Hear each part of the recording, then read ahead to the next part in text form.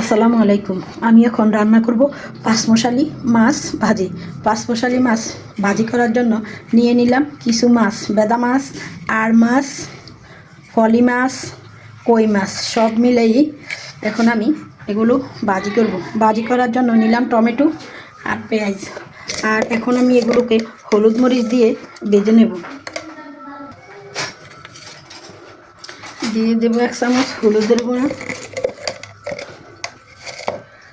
1 চামচ লবণের গুঁড়া। এবার আমি এগুলোকে ভালো করে মেখে গরম তেলে ভেজে নেব। আগেই আমি চুলার উপরে তেল গরম করে নিয়েছি। এখন আমি মাছগুলোকে লাল করে ভেজে নেব। বসিয়ে দিলাম চুলার উপরে একটা কড়াই। চুলার উপরে একটা কড়াই বসিয়ে তার মাঝে কিছু দিয়ে দেবো পেঁয়াজ কুচি।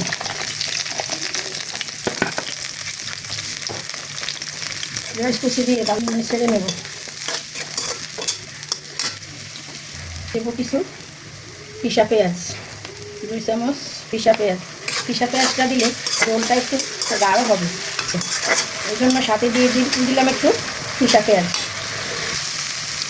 পেঁয়াজগুলো আমার ভাজা ভাজা হয়ে আসছে।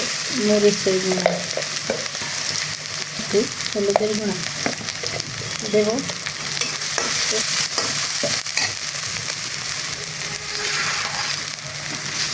দেবো একটু পানি। পানি দিয়ে মশলাটাকে এবার দিয়ে দেবো 1 চামচ। ভালোভাবে মশলাটা কষিয়ে লবণ, মাছগুলো ছেড়ে দেব। চুলার আঁচটা কমিয়ে দিই।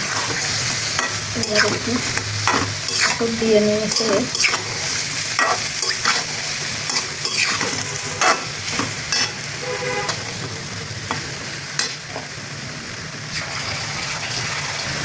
দেব পরিমাণ মতো পানি।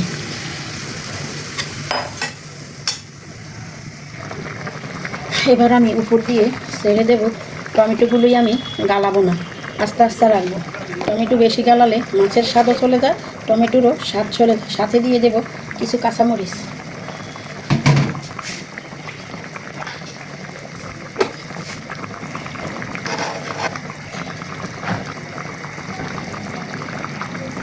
আর আমি উপরে ধনিয়া পাতাগুলো ছিটিয়ে দেব। দেখুন এরকম একটু পাঁচমশালি মাছের ঝোল, টমেটো দিয়ে পাঁচমশালি মাছের ঝোল। এরকম একটা ঝোল কার খেতে ভালো লাগে কমেন্টের মাধ্যমে জানাবেন।